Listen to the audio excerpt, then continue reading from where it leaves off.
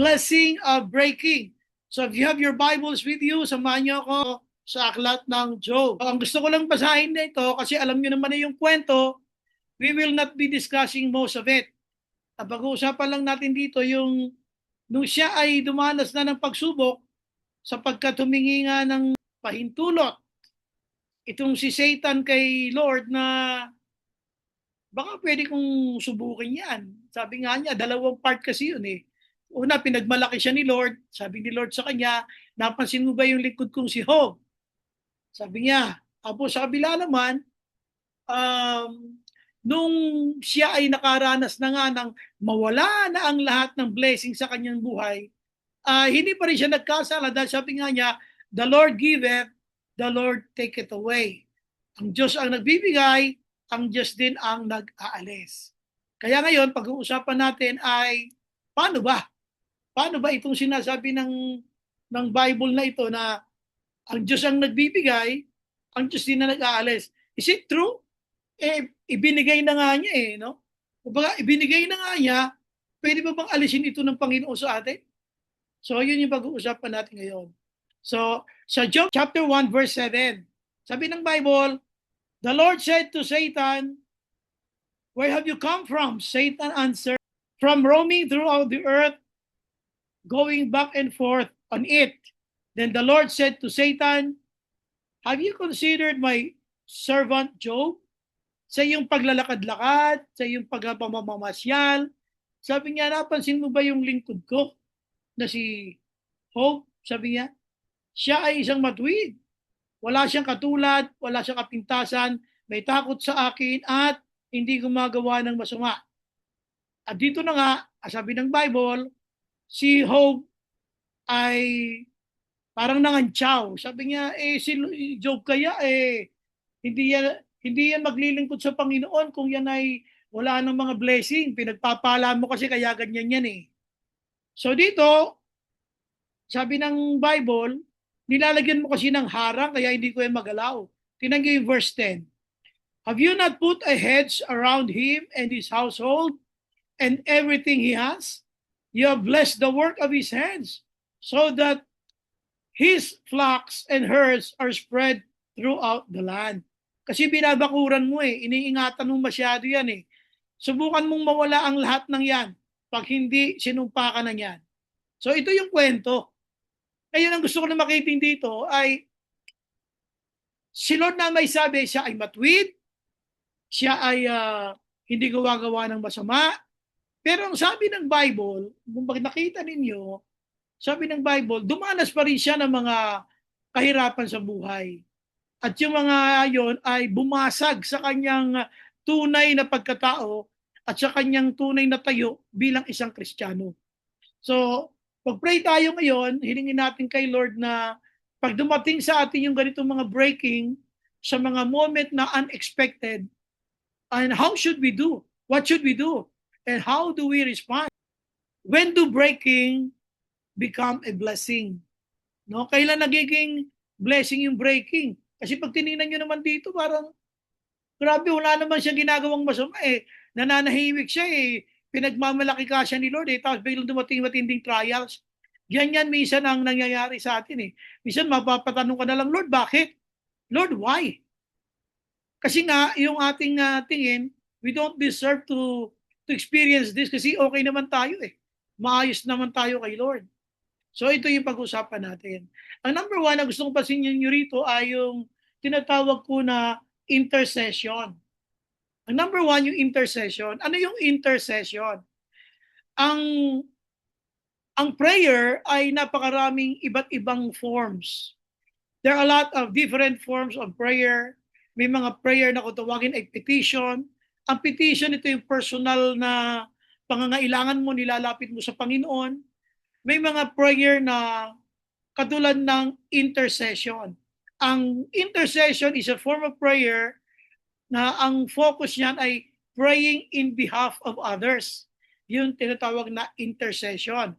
Ngayon, pansinin niyo no, karamihan namang intercession na klase ng panalangin, you are not praying for yourself, you are praying for the others. Ang pinapanalangin mo dyan ay ibang tao. Katulad iyan ni Job. Job was praying in behalf of his family, especially his children. Ngayon dito, mapapansin ninyo na nung nakaranas siya dito ng matinding pagsubok, hindi pa siya dumadanas ng pagsubok na yan, naging gawi niya na ito. Alam niyo ba kapag naging gawi mo na ang pananalangin, sometimes they call it prayer deposit. Alam niyo yung prayer deposit? Ang prayer deposit, ito yung prayer na sabi ng iba yung wala pa yung problema, nakabantay ka na sa pananalangin. You always pray sa protection ng Panginoon. Bigyan ko kayo ng isang halimbawa. Si Daniel, kung mababasa niyo sa Bible, he prayed 3 times a day. Kaya nung dumating yung panahon na siya ay dinala doon sa lion's den, si Daniel ay hindi kinain ng mga leon. Because wala pa man yung paglalagay sa kanya doon sa mga leon, nananalangin na siya. He prayed 3 times a day. Ito yung tawag nila na pag dumating yung panahon na kailangan mo na ang kapangyarihan ng panalangin, magagamit mo siya. Ito yung tinatawag nila na prayer deposit. Kaya nung oras na siya dinala na doon sa lion's den, siya ay hindi kinain. Ganon din tong kapatid natin na si Job. Nung dumating yung problema, hindi siya natinag because of prayer deposit. Ito yung prayer of intercession para sa kanyang mga anak. Ganito yung pinakamagandang halimbawa na mga Kristiyano katulad natin na pag mabibigat ng mga problema dumadating, pag ikaw ay intercessor, lagi kang gumagamit ng intercessory prayer. Ibig sabihin, you sincerely pray for others, pinapanalangin mo yung ibang mga tao, yung mga mahal mo sa buhay, pinagpe-pray mo ang church, pinagpe-pray mo yung mga leaders ng church, yung mga disciples mo, pinagpe-pray mo yung ibang mga tao. In their behalf, you're praying for them. Pag bumating sa iyo yung mabibigat na pagsubok, hindi ka basta-basta natitinag. Kasi meron kang tinatawag na prayer deposit. Ang tawag dyan ng marami, especially the intercessors, prayer deposit. Kaya dito, gusto ko mapansin ninyo na ang pagpapalang yan na dumating sa kanya, kasi we all know what happened, sabi ng Bible, dinoble ni Lord ang lahat ng nawala sa kanya. Dinoble ng Panginoon.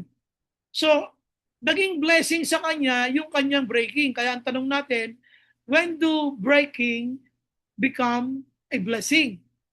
Una-una, pag meron kang prayer of intercession, yung word na intercession, sino na ba ang mga pinag-pray mo?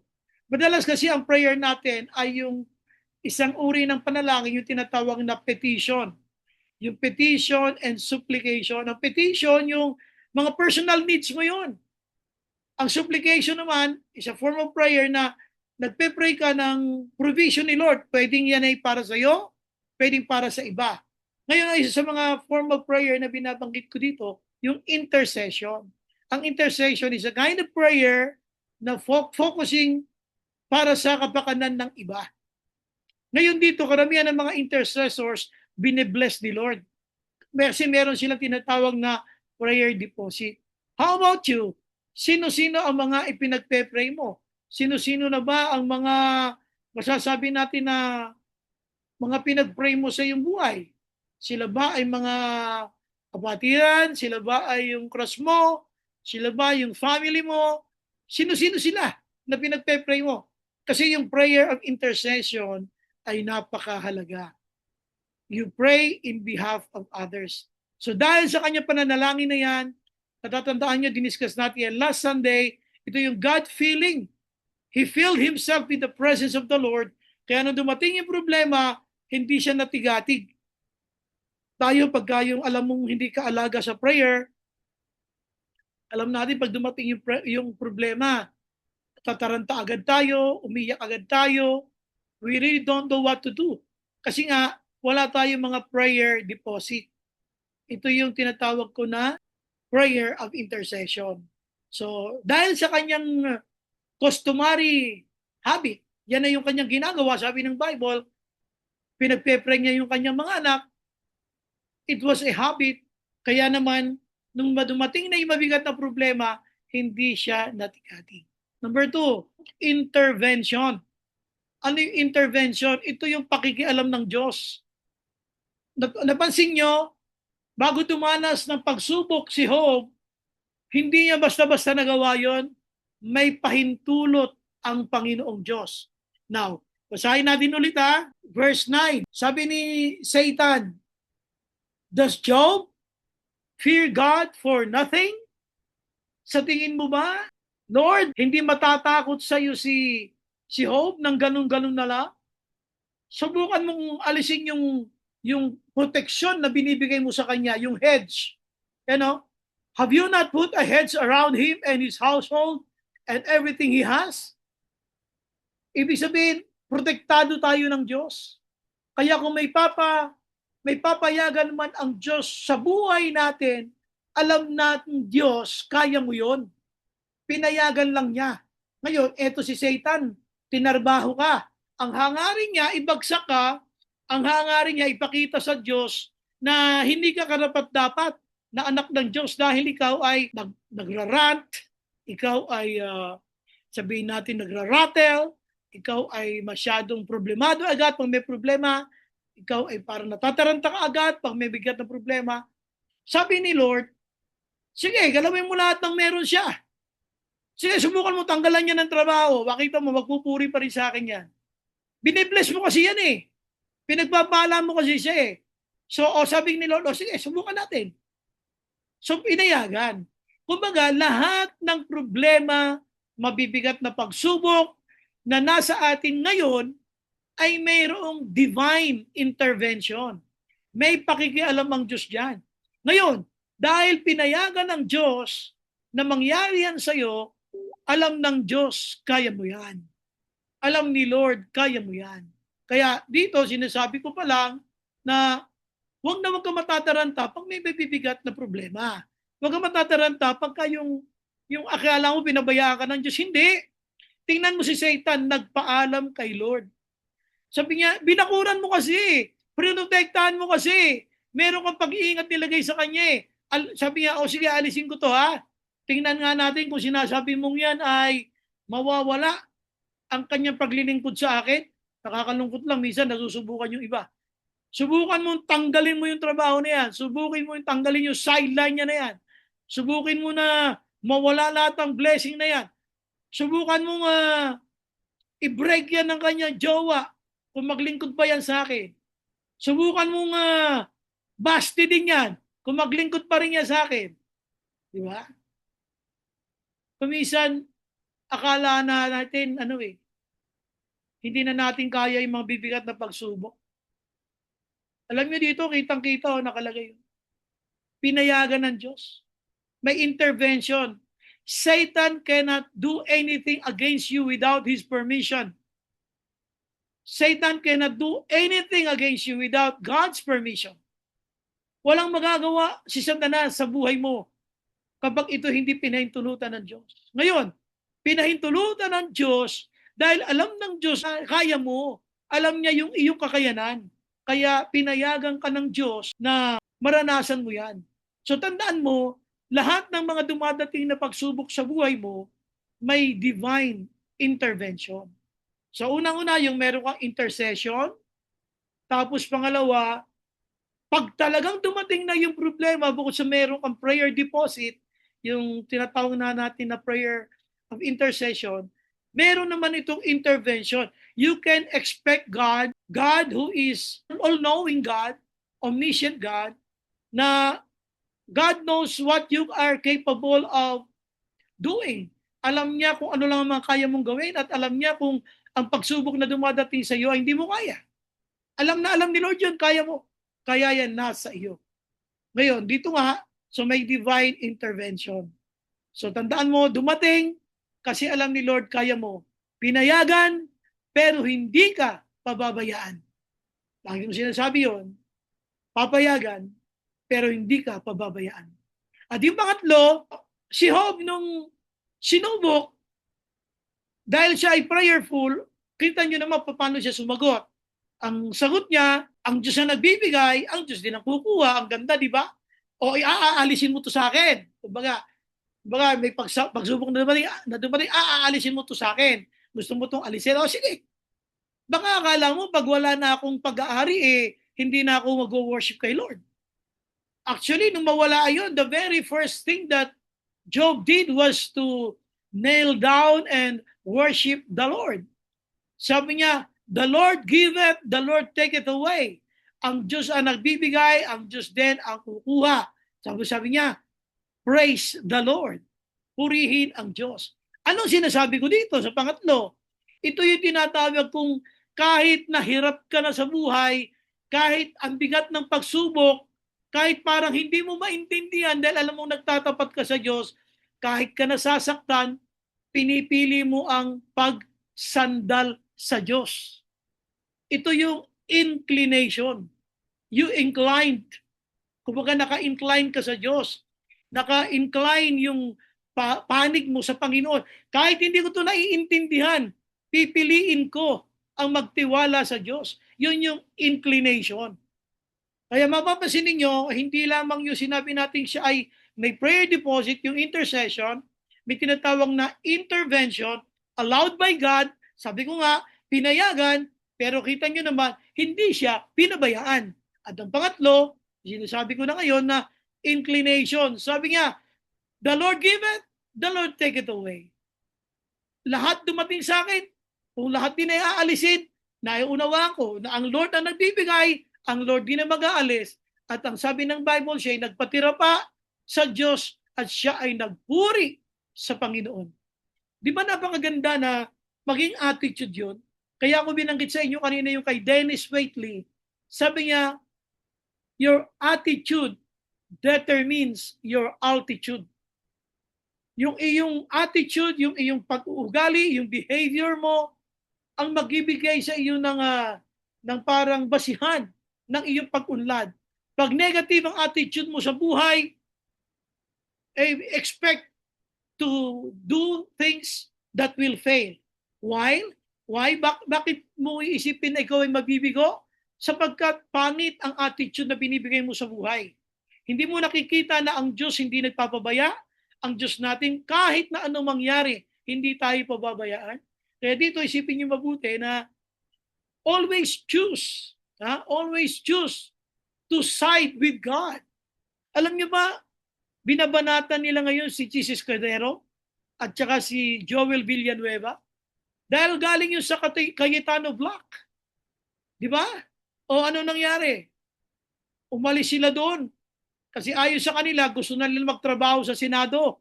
Ang gulo-gulo na ng Senado. Sabi naman ni Joel Villanueva, ang sagrado ang pagpili niya doon sa panig ng Gatchalian Block. Hindi dahil para pumanig lang sa Gatchalian Block, kundi yun ang sacred duty ng isang senator, sabi niya, sa taong bayan. Kaya nung pagpanig niya, marami nagalit sa kanya. Marami hindi siya naintindihan. Ganon din si Jesus Cordero. So I'm not pro or con against them, ano? Hindi ako makakagitano o makagatsyalyan. The only reason I'm just mentioning this kasi nga ito yung issue ng pagkampi. Alam mo kung sa Diyos ka kakampi, sure ang panalo eh. Pag kay Lord ka kumampi, sure ang panalo. Kaya dito, always choose. In times of hardship in life, in times of you don't know what to do, in times of you're hurting, the only thing you can do is to choose God. For you to win in this life, you need God and you have to choose God even if you don't understand it. Kaya dito sabi ng Bible, inclined siya, inclination. Ang kanyang pagkampi ay sa Panginoon, tama ang mindset, tama ang iniisip. Ang sabi niya, ang lahat ng nasa akin, kung mawawala man yan, nauunawaan ko na ang Diyos ang nagbibigay, ang Diyos din ang kukuha. So the Lord giveth, the Lord taketh away. So isipin niyo mabuti, ano na ba mga nawala sa iyo? Yung cross mo. Nawala na kasi lumipat na ng church. I praise the Lord. Salamat sa Panginoon. Bakit? Kasi nadidistract ka sa pagsaserve kay Lord. Kasi pag nagwo-worship ka, habang nakataas ang kamay mo, yung isang mata nasa Kanya.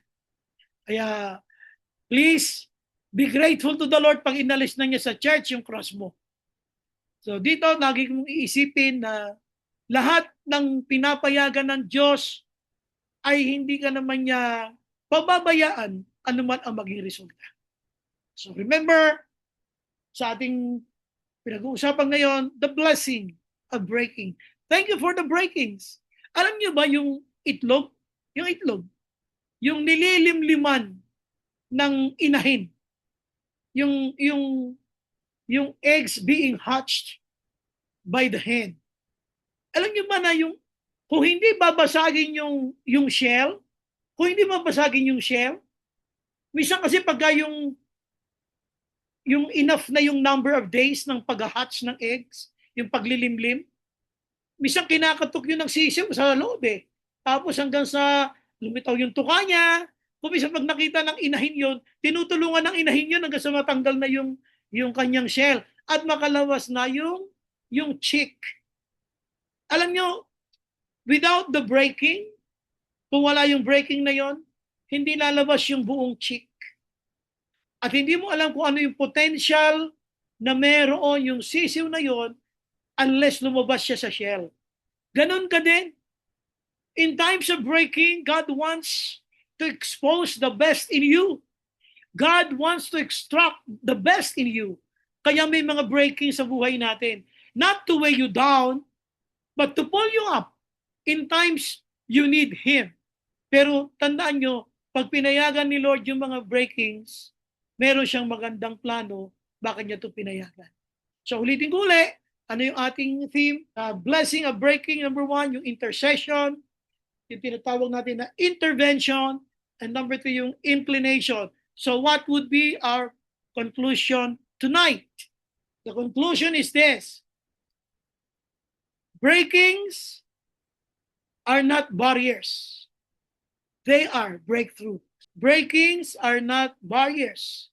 They are breakthroughs. Kasi kung hindi ka i-break, hindi lalabas yung potential ng buong Elijah. Kailangan lumabas yung buong Elijah para makita kung sino ka. Kailangan tanggalin talaga yung shell na nakakapit sa iyo. May mga breakings, may mga babasagin sa atin eh. Hindi lalabas yung buong April kung hindi i-break eh. Kailangan breaking ni Lord yung mga shells na nasa inyo eh. Hindi kailangan i-break yung buong shell para lumabas yung tunay na si Carl. No? Kasi kung wala yun, kung walang breaking, hindi lalabas yung tunay na Carl na ang potential pala ay papuntang Norway. O hindi ba? So we do not know eh, but God is omniscient. God is an all-knowing God. But always remember that blessings are not barriers. They are breakthroughs.